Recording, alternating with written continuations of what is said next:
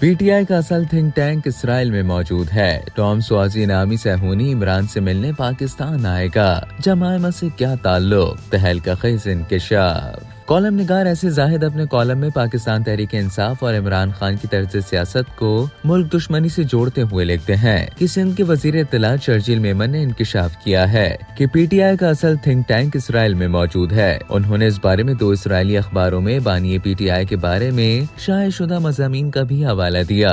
Column निगार ने इस पर चंद अहम सवालात भी उठाए, तज्जिया पेश किया कि ये एक अहम इंकशाफ है, लेकिन पाकिस्तान ने न तो इन मज़ामीन पर कोई तवज्जो दी और न ही इंकशाफ को कोई अहमियत देता नजर आता है। कोई और मुल्क या कोई और तगड़ी हुकूमत होती तो इस पर बड़ा कुछ होता। इसमें कोई शक नहीं कि पीटीआई के बानी का सबसे बड़ा हिमायती इसराइल है। ये वो इसराइल है जिसने लाखों निहत्ते मासूमों बेगुनाह फलस्तीनी और लबनानी मुसलमानों को कत्लेआम शुरू कर रखा है। सवाल यह है कि मुसलमानों के अजली दुश्मन और कातिल सहूनी बानी पीटीआई की हिमायत क्यों कर रहे हैं।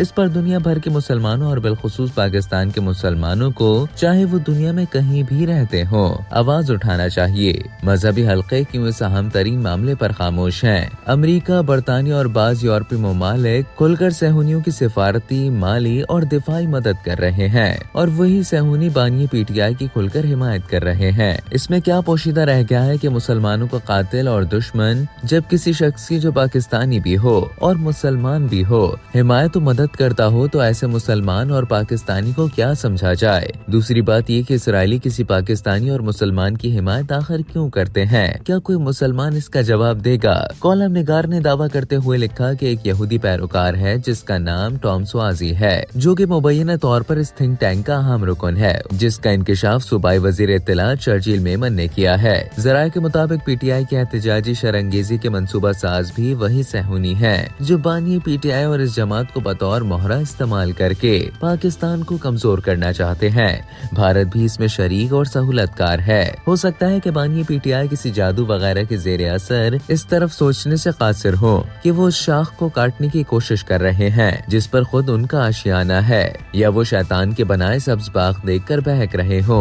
बात टॉम स्वाजी नामी सहूनी पैरोकार की हो रही थी। बानी पीटीआई की सेहत के बारे में गुमराहकुन प्रोपेगेंडे का आगाज सहूनी थिंक टैंक के इसी रुकन ने किया है। हालांकि जराये के मुताबिक बानी पीटीआई मुकम्मल तौर पर सेहतमंद है, बाकायदगी से 2 घंटे रोजाना वर्जिश करते हैं और बेहतरीन खाने खाते हैं। उनको वो तमाम सहूलियात भी मयसर हैं जिनका कोई कैदी तस्वर भी नहीं कर सकता। इस तमाम सूरत हाल से वाज़ेह होता है, जैसे कि जराये ने बताया है, कि पीटीआई की तमाम मुल्क दुश्मन शरंगेजी के मंसूबा साज सहूनी है और उसमें भारत की तरफ से भी मुआवनत और सहूलतकारी भी बिल्कुल सामने है। बलूचिस्तान में दहशत गर्दी हो या खैबर पख्तूनख्वा में, ये सब इसी मुनज़्ज़म साजिश का हिस्सा है जो पाकिस्तान के खिलाफ अरसा पहले से तैयार की गई है और इस पर अमल हो रहा है। दूसरी तरफ मुल्क में सियासत, आईनी हुकूक, इंसानी हुकूक और जमहूरी हुकूक के नाम पर मुल्क के खिलाफ जारी मुहिम का मरकज और थिंक टैंक एक ही है। दूसरों को मीर जाफर और मीर सादिक कहने वालों को अपने गिरेबान में झांकना चाहिए कि वो इस मुल्क के साथ क्या कर रहे हैं। ऐसे जाहिद के बकौल टॉम स्वाजी नामी सहूनी ने अमरीकी वजीर खारिजा ब्लिंकन को खत लिखकर जेल में बानी पीटीआई की सेहत के बारे में शदीद तशवीश का इजहार किया है। याद रहे कि टॉम स्वाजी न्यूयॉर्क सहूनी अक्सरियत वाले इलाके से डेमोक्रेटिक पार्टी के टिकट पर रुकने कांग्रेस मुंतखब हुए। टॉम स्वाजी का अगले माह नवंबर में पाकिस्तान का दौरा मुतवक्के है। उनकी जेल में बानी पीटीआई से मुलाकात की कोशिश के अलावा पीटीआई के बाज़ अहम अरकान से मुलाकातें भी मुतवक्के हैं। ये शख्स मुसलमानों खुसूसन फलस्तीनियों के दुश्मनों में सर फहरिस्त अफराद में शामिल है। टॉम स्वाजी गजा पर इसराइली हमले का सरगर्म हिमायती है। इस शख्स के बारे में बताया जाता है कि ये जमायमा और जैक गोल्डस्मिथ का करीबी दोस्त है। कॉलम निगार ने पीटीआई की जानिब से 15 अक्टूबर को दी गई एहतजाज की कॉल जो कि वापस ली गई थी, उस पर तज्जिया पेश करते हुए लिखा कि सोचने वाली बात यह है कि शंघाई ताउन तंजीम के इस्लामाबाद में इजलास के मौके पर एहतजाज का क्या मकसद था। जाहिर है ये पाकिस्तान को आलमी सतह पर बदनाम और कमजोर करने की उस साजिश का हिस्सा था जो थिंक टैंक का मंसूबा है। दूसरी तरफ ये बात भी काबिल गौर है कि जब इस एहतजाज का ऐलान हुआ था तो इसके अगराज और मकासद क्या थे, जिनका इख्तिताम सिर्फ बानी पीटीआई से मुलाकात कराने पर हुआ।